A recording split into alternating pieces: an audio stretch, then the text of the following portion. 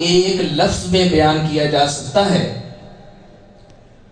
اور وہ ایک لفظ ہے تقوی۔ تقوی اسلام کی تعلیمات کا لازمی نتیجہ اور خلاصہ ہے۔ تقوی کیا ہے؟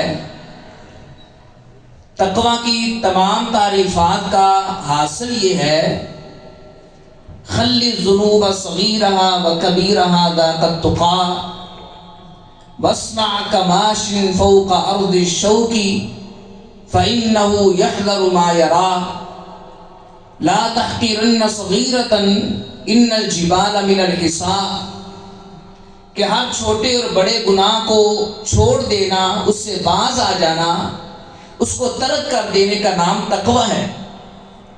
اور دنیا میں ایسے زندگی گزار جس طرح کانٹوں والی زمین پہ چلنے والا اپنے دامن کو بچا کے، اپنے جسم کو بچا کے ان کانٹوں سے گزرتا ہے۔ اور لا تحقرن صغیرۃ، چھوٹے چھوٹے گناہوں کو ہلکا نہ سمجھ۔ کیوں؟ ان الجبال من الحصاء، یہ بڑے بڑے پہاڑ چھوٹی چھوٹی کنکریوں سے بنا کرتے ہیں۔ اور ہر گناہ کو چھوڑ دینے کا نام تقوی ہے۔ لیکن تقوی کی آخری حد یہ ہے: دع ما یریبک فإن دع ما یریبک الی ما لا یریبک، شک والی چیز کو چھوڑ دینا، شک والے گناہ کو بھی چھوڑ دینے کا نام تقوی ہے۔ اور یہ رمضان المبارک کا مہینہ یہ بھی ہمیں یہی سکھانے کے لیے آیا ہے کہ آپ متقی بن جائیں، آپ کے اندر تقوی آ جائے، للہیت آ جائے، خشیت الہی آ جائے۔ اللہ تعالیٰ نے لعلکم تتقون کے ساتھ اس ماہ مقدس کا مقصد بیان فرمایا ہے کہ رمضان کا مہینہ آپ کو متقی بنانے کے لیے آیا ہے، آپ کو تقوی سکھانے کے لیے آیا ہے۔ اور پھر نبی کریم صلی اللہ علیہ وسلم نے پریکٹیکلی طور پہ ہمارے اوپر کچھ پابندیاں عائد کی ہیں تاکہ ہماری تربیت ہو سکے، ہم متقی بن سکیں، ہمارے اندر گناہ سے بچنے کا جذبہ پیدا ہو سکے، ہم نیکی کی طرف اپنے آپ کو مائل کر سکیں۔ وہ پابندیاں کیا ہیں؟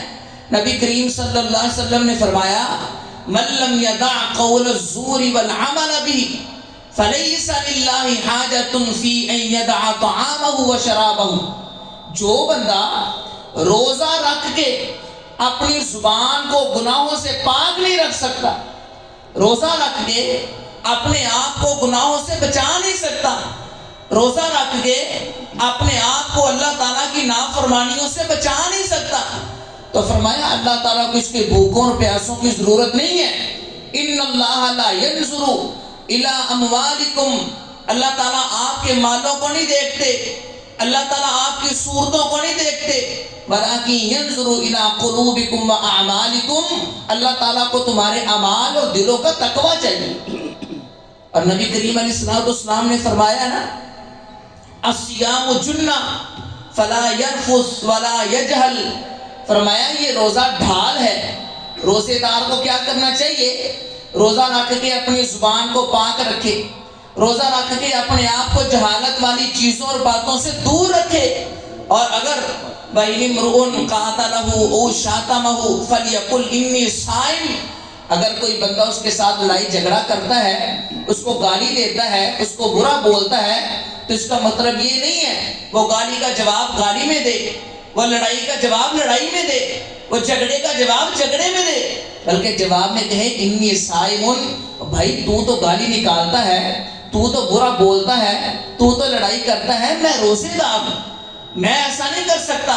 تو جب روزے دار تقوی کی اس معراج کے اوپر جاتا ہے تو پھر اللہ تعالیٰ فرماتے ہیں: الصیام لی وانا اجزی بہ، میرے بندے تو نے یہ سارا کچھ میری رضا کی خاطر چھوڑا ہے، آج روزہ تو نے میرے لیے رکھا ہے، اب روزے کا اجر میں اپنی شان کریمی کے مطابق خود تمہیں دوں گا۔ اس لیے رمضان کا مہینہ ہمیں متقی بنانے کے لیے آیا ہے۔ تزود من التقى فإنك لا تدري إذا جن الليل تعيش إلى الفجر فكم سهي مات من غير علة وكم عليل عاش حينا من الدهر. یہ نہ سمجھ بیماری جائے گی، میں بوڑھا ہو جاؤں گا، بیمار ہو جاؤں گا، پھر موت آئے گی. نہیں، یہ نہیں پتا رات عشاء کی نماز پڑھی ہے، صبح فجر پڑھنی ہے کہ نہیں پڑھنی. اور کتنے ہی ایسے بیمار ہیں جو سال ہا سال سے چارپائی پہ لیٹے ہیں، موت نہیں آ رہی. اور کتنے ہی ایسے تندرست ہیں جو بغیر کسی بیماری کے دنیا سے چلے جاتے ہیں. اس لیے اس رمضان المبارک کا مقصد سمجھیے، روزے کا مقصد سمجھیے، اور خود کو متقی بنائیے، تقوی کے اندر ڈھال کے اللہ تعالیٰ کے پیارے بن جائیے. اللہ تعالیٰ سے دعا ہے اللہ ہمیں عمل کرنے کی توفیق عطا فرمائے. وما توفیقی الا باللہ.